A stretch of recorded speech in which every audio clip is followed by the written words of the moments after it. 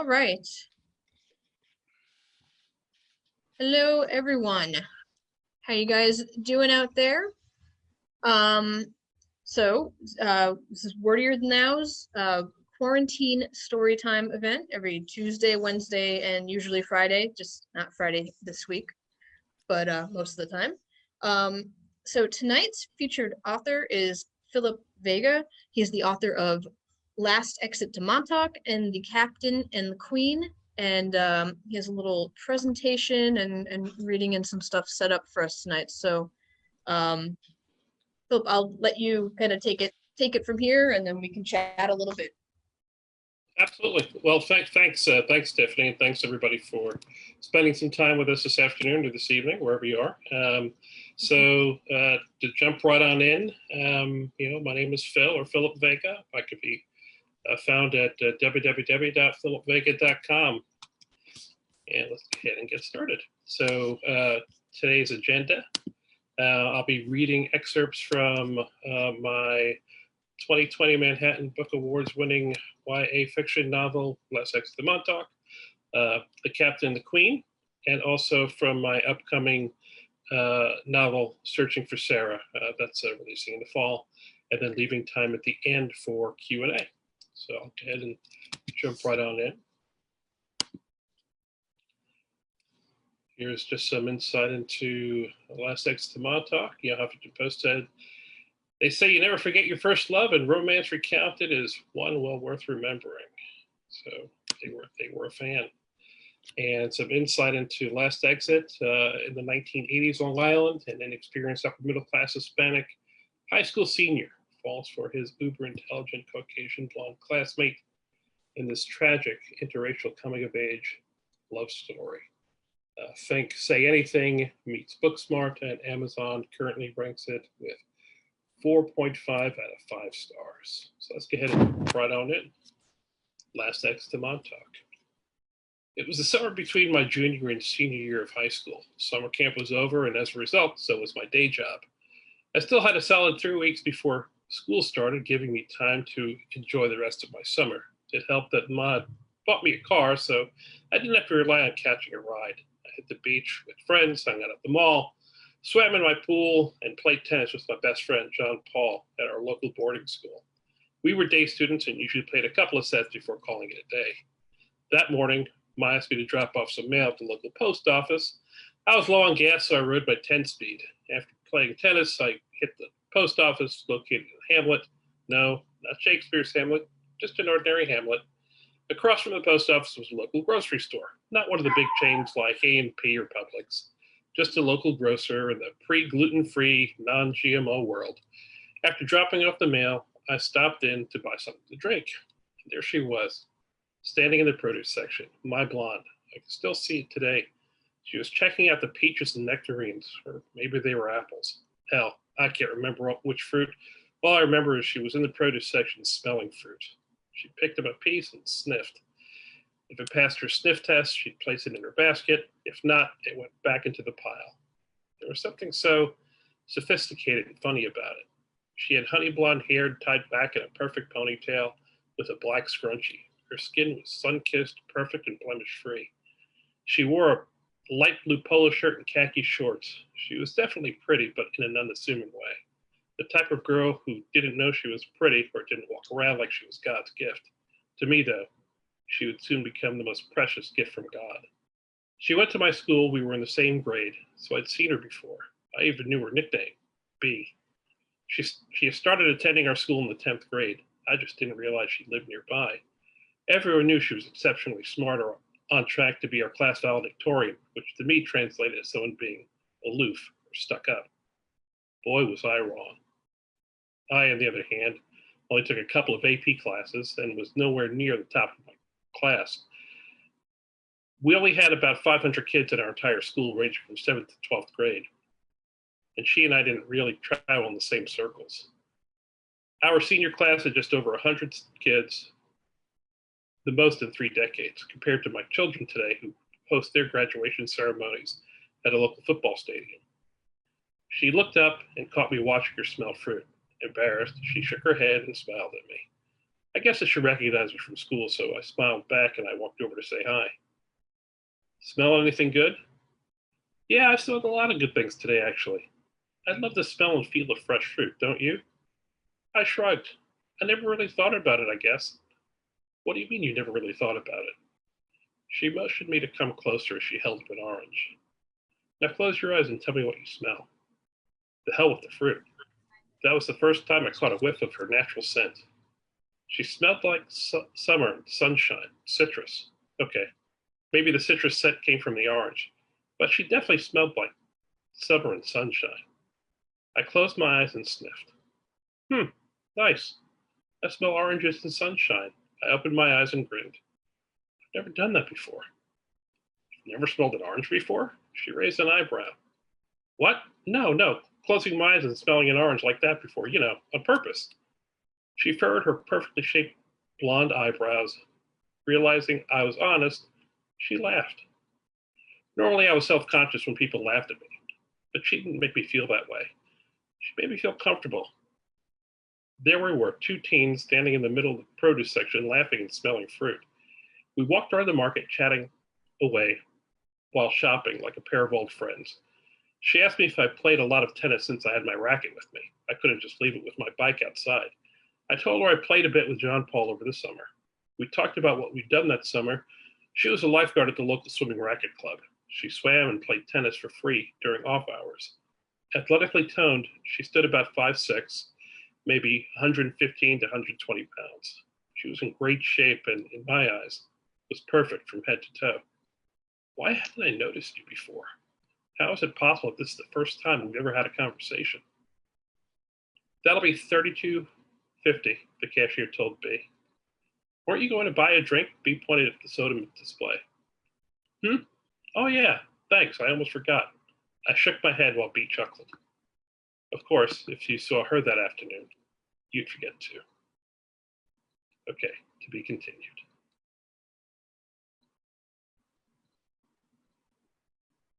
Next book. The Captain and the Queen. Manhattan Book Review said, if you want a fun romance filled with reminders of what it's like to be young, look no further.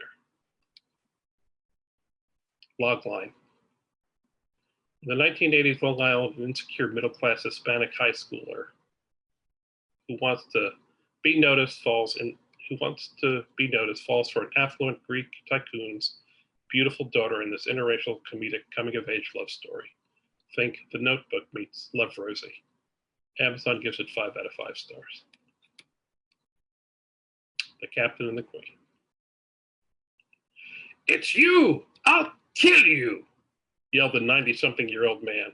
His wine glass shattered on the floor as he picked up his steak knife and lunged for my throat.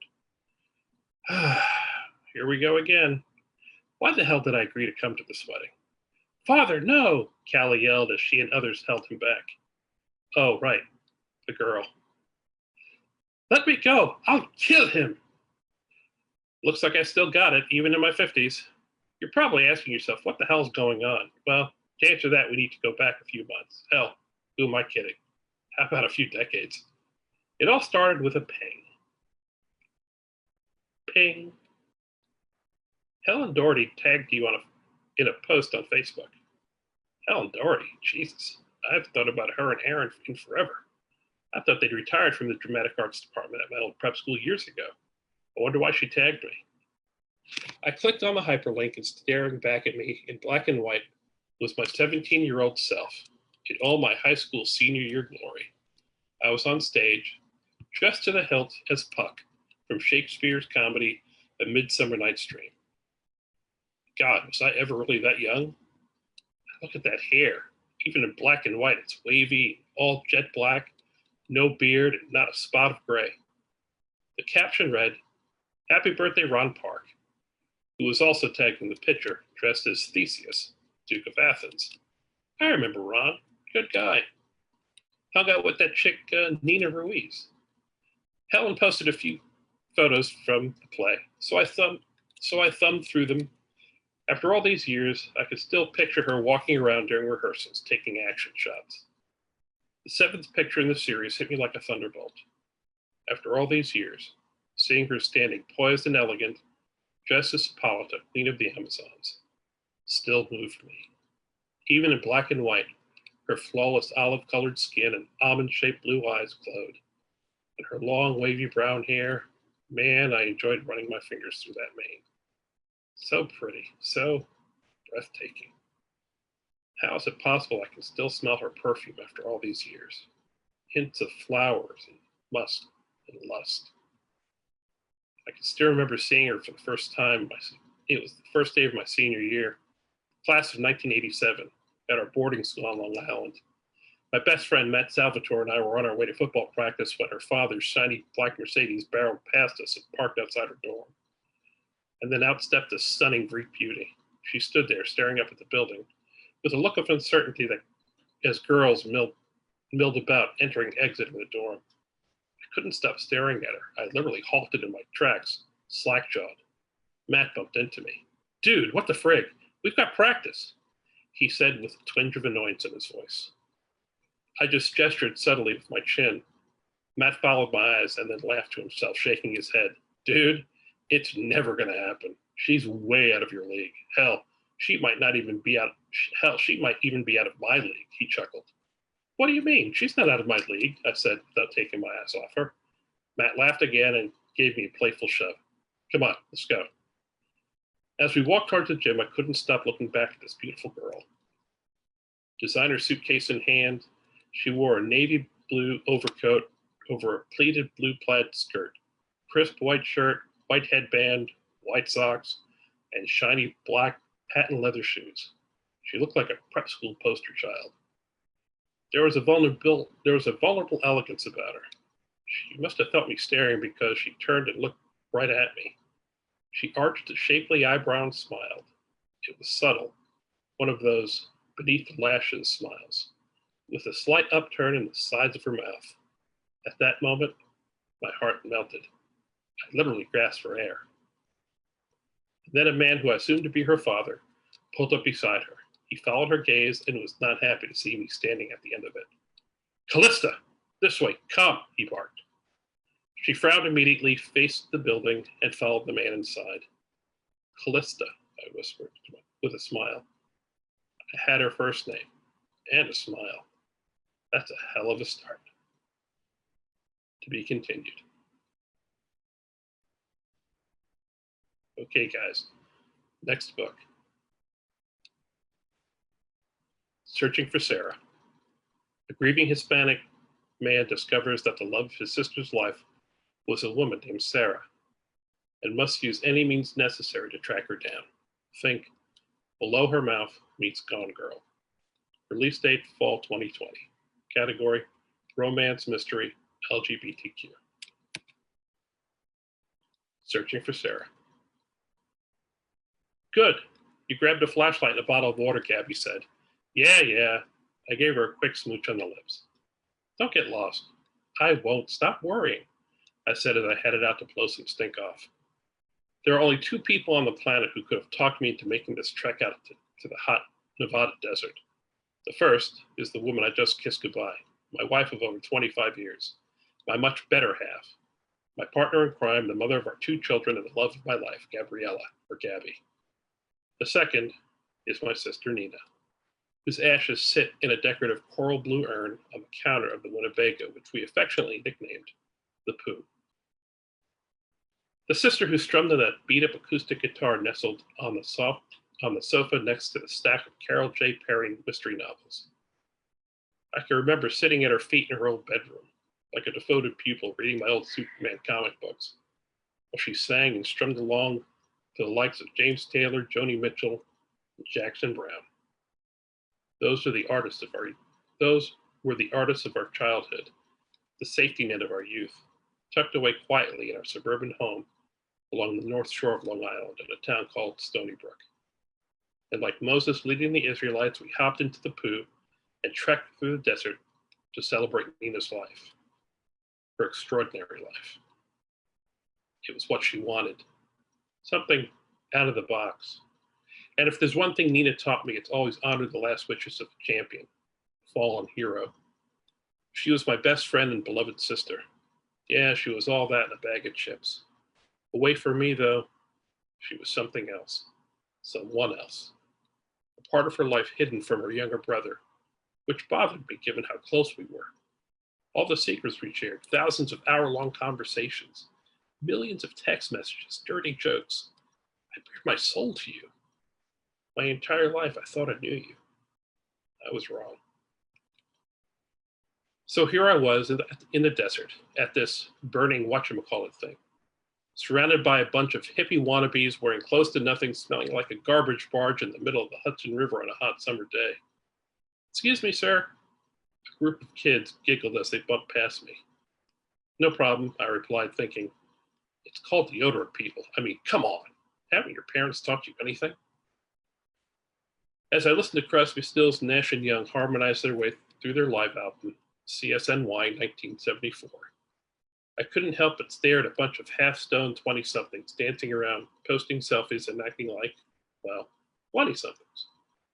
And all this time I thought Molly was that redheaded girl from those classic John Hughes movies back in the 80s, not some illegal party drug that got you all touchy-feely, making you want to hump the person standing next to you. Talk about love the one you're with. I navigated my way to the vendor area where they sold everything under the sun, from tattoos, sushi, bucha, and other new age snacks.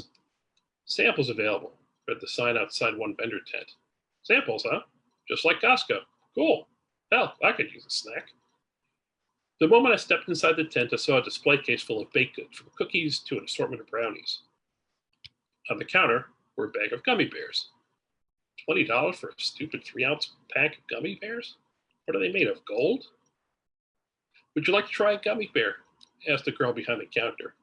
She had that grunge look about her, including a pierced lip and a sleeve of decorative tattoos. Sure, what do you recommend? Well, that depends. What's your fancy? I don't know. I usually like the red ones. Red ones, huh? You're funny. You must be a comedian. I think I have something you'll like. She slipped away behind a curtain. Why was that funny? In no time at all, she was back behind the counter and placed a red and green striped gummy bear into my palm. Here, try this one. It's a nice blend and it won't take too long to hit. It also delivers a real mellow buzz that lasts a while. Hey, Mom, I found him. That was my daughter, Antonia. I waved at her and popped the gummy bear into my mouth. Hey, Tony, I said as I savored the treat. Daddy, wait, don't eat that. My daughter yelled as she fish hooked the bear out of my mouth with a sandy index finger before flicking it to the desert floor. Tony, what the hell? Dad, these are edibles, my son Alejandro said. He had just arrived with my wife. Yeah, I know. I read the sign when I walked in. I turned towards a giggling clerk. I'm sorry about that. Can I get another one, please? Honey, I don't think we're on the same page, Gabby whispered in my ear. What are you talking about? Babe, these are edibles, as in, Gabby then gave me her best Cheech and Chong smoking a joint impersonation. I popped an eyebrow. What? No. Yeah. No, really? Honey, look around. Everything in here is infused with pot, weed, wacky tobacco. My kids were busting a gut behind us. The clerk chimed in with, actually, they're infused with different levels of THC if you want to get technical about it, but yeah, she's right. She dropped another gummy into my hand. I stared at it, then at my wife, then at the clerk, and then again at the gummy bear before dropping it like it was on fire. That's okay, I'm cool, I replied, fist bumping my chest as my kids snickered. Come on, handsome, let's get you back to the poo. Dinner's almost ready, Gabby said, placing her arm in mine, escorting me outside. As we left the tent, I took note of the assortment of smoking devices and other paraphernalia they had on sale, from bongs to clothing to medicinal oils. Jesus, how did I miss all this? I'm clueless. Wow, Willie Nelson, Chelsea Handler, and Whoopi Goldberg have brands of pot? Who knew? And then I wondered why my family knew all about this and I didn't. When did I get so out of touch with today's world? It wasn't like I grew up in a cave. I mean, we had cable growing up. I even did a bong hit or two in college. Hell, Gabby and I Netflix while chilling out, as the kids say. Although, Tony always makes a face whenever I say that. I guess I'm learning a lot about myself these days. A lot about everything. Thank God we found those boxes of journals back in the back of Nina's closet. I guess it's true what they say. You never really know someone completely. And in your case, Nina, boy, were they right. to be continued in the fall 2020.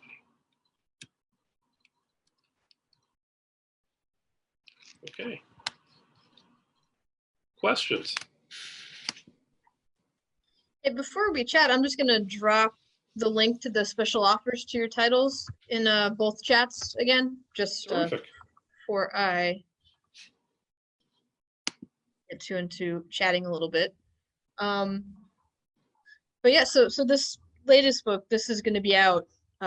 So this is going to be out this fall. It seems like you're, going in a little bit of a different direction with that, with Searching for Sarah. Was that kind of an intentional thing? Like, were you,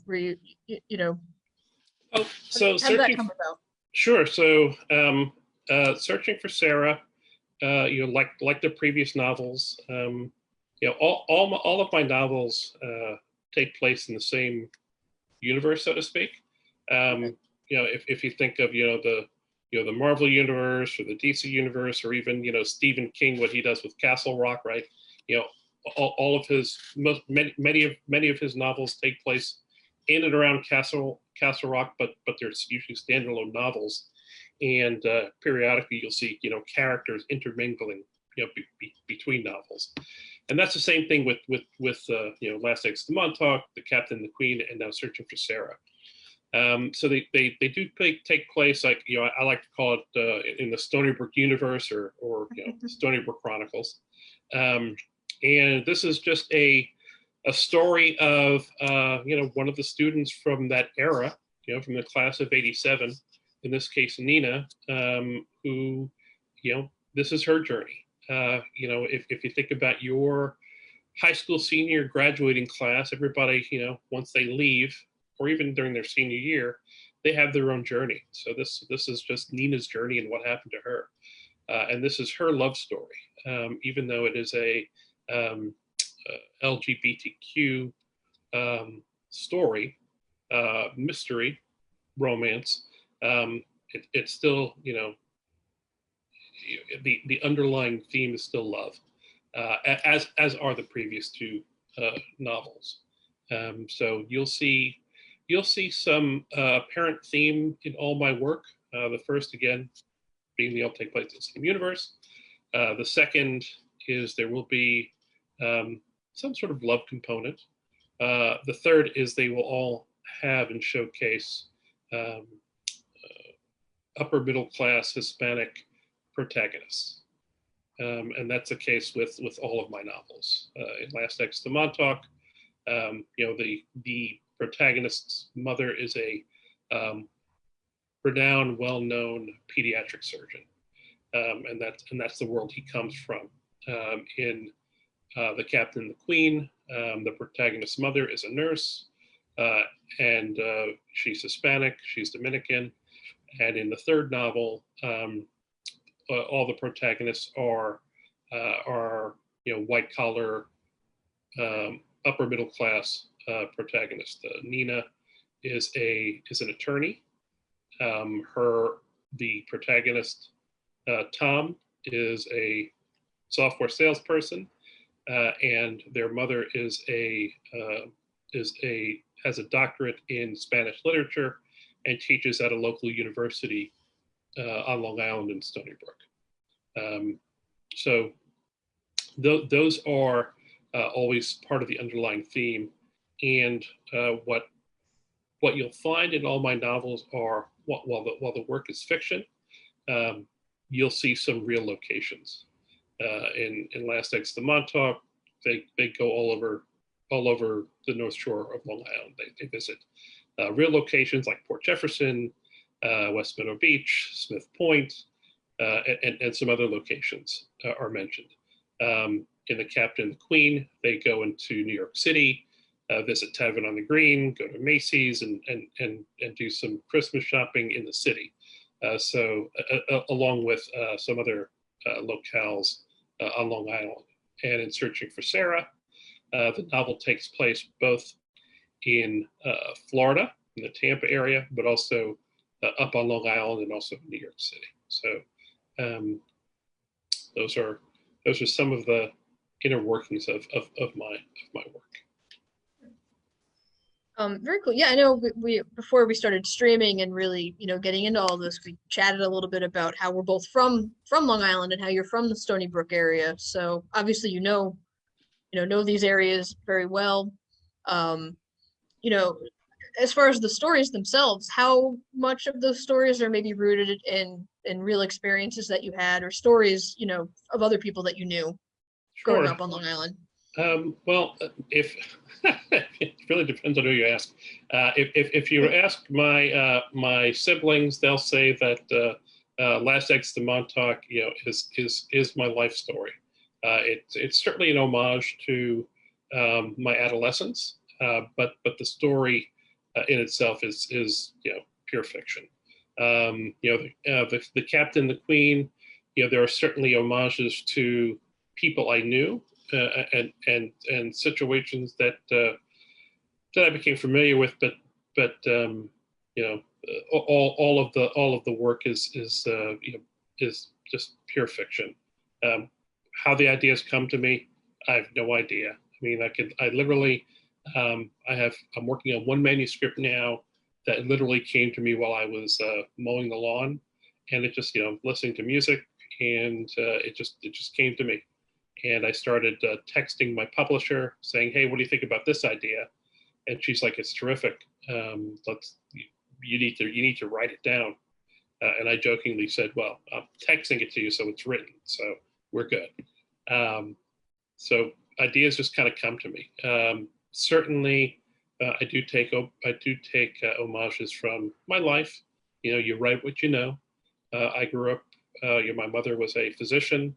My dad was he worked for the government, and I grew up in an upper middle class you know area on Long Island. So not that I can't, as a human being, relate to the migrant worker uh, plight, but that's not the Hispanic journey that I'm familiar with. I write what I know, which is the white collar experience, which is I don't see a lot in the media at all, which is part of my reason for writing and showcasing white collar Hispanics, because I want to see more of that. It's actually interesting. I yesterday we had an author on from Cleveland who grew up in Cleveland, moved to Tampa, and he put out a collection of 10 short stories that all took place in Cleveland in different decades, and had that kind of as the connecting piece between them. I just think it's interesting that 2 days in a row, two authors that very much a sense of place is just so important. That location is so important. And what I asked him yesterday was, did you start writing about Long Island, about Stony Brook, while you were still there, or was it something that after you left, you really, you just couldn't get it out of your brain as a setting? Like, how did that kind of come Sure. about? So uh, I didn't start writing. Being a published author, being a novelist, um, wasn't it was never on my roadmap, wasn't on my dream board. It just kind of happened. It happened one August, a rainy August Saturday afternoon in 20. It's been 5 years now, 2015. We literally came back from my wife and I came back from shopping at Whole Foods, and it was one of those rainy Saturday afternoons, beginning of August. She went after we put away the groceries. She sat down on the couch, or rather, I sat down on the couch. She went in with the dogs to go take a nap. I had my iPad in my hand and just started flipping the channels. I couldn't find anything good on, and as I was sitting there, it's like this movie or this video started playing in the back of my mind's eye, which was the story for Last Exit to Montauk, and I felt this. I felt compelled to open up Word on my iPad and just start writing what I was seeing. Before I knew it, I was 3 chapters deep, and in 6 weeks, 800 pages later, I completed my first manuscript, not knowing what I was going to do with it. It just, as I started writing it, it became I was compelled to finish it, and like I said, I ripped it out in about 6 weeks, and I was done. And once I was done, the end of November, I had no idea what I was going to do with it. And it wasn't the only reason why we're even talking today and it's published is, I happened to mention over dinner with friends that I wrote a story. And, that led to her browbeating me into calling one of her friends, an local author named Russ Elliott. And that went from calling him to getting in contact with the local, with an editor, and which led me to a publisher, and here we are today. Now, were the people that you knew and your family, your friends, were they surprised? Surprised, shocked. Yeah, because again, this wasn't, this isn't. It was never an aspiration of mine to sit down and write a book. To sit down and write publish a, a novel, put together a manuscript. Anything. So it was a surprise to, the line starts with me. I was surprised that I did it. Right behind me was my wife, and then the rest of my family and friends.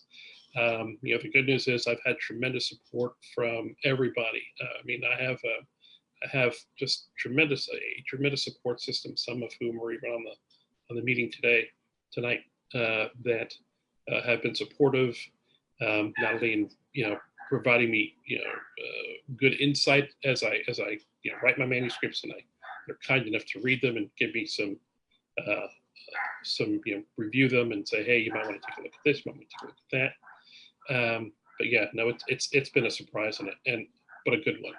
And it's a new passion of mine. I mean, again, I've only been doing it since 2015, August 2015. So it's still relatively new. And since then, I have 31 manuscripts in development right now. Oh, wow. So wow, that's crazy. That's yeah.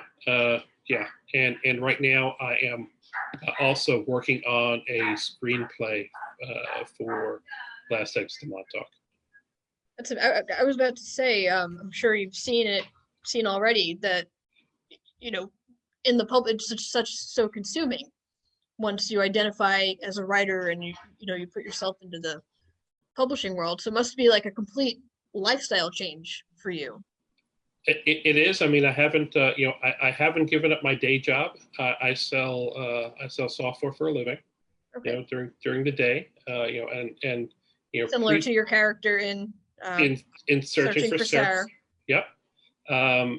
Pre-COVID, I literally traveled the country. I sell software to healthcare providers, so I was literally traveling the country, selling software.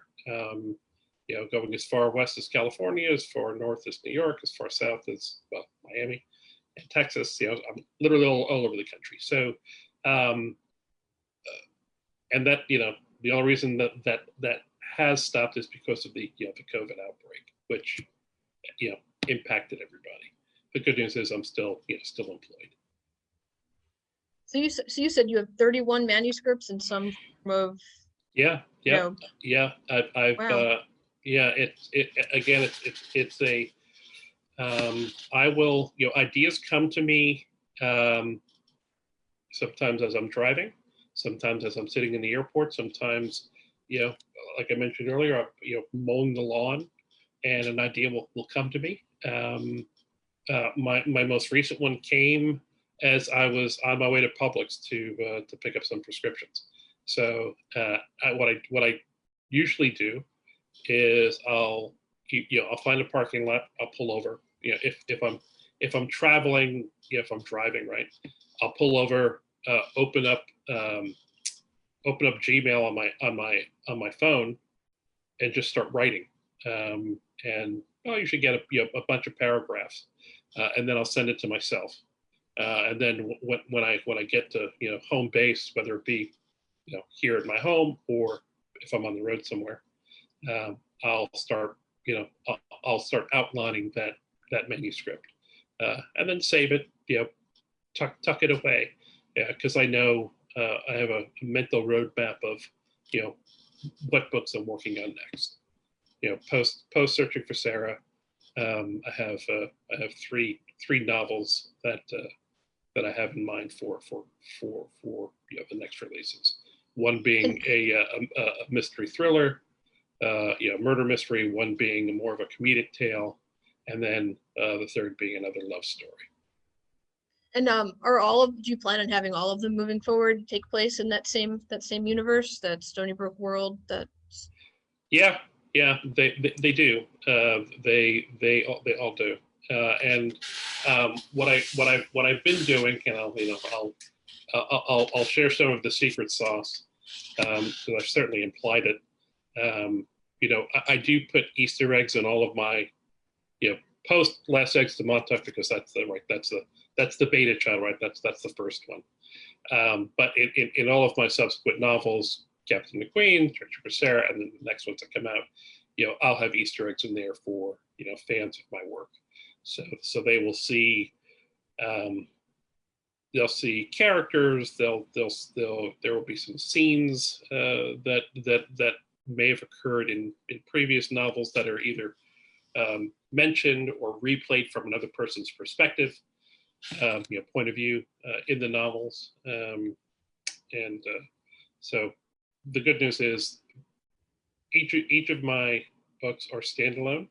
So you can pick up, Searching for Sarah in the fall without having read The Captain and the Queen or Last Eggs to Montauk. Or you can pick up The Captain and the Queen, and hey, if you like that, pick up Searching for Sarah, and if you like that, pick up Last Eggs to Montauk, whatever. So they are standalone, but for the fans, there are Easter eggs.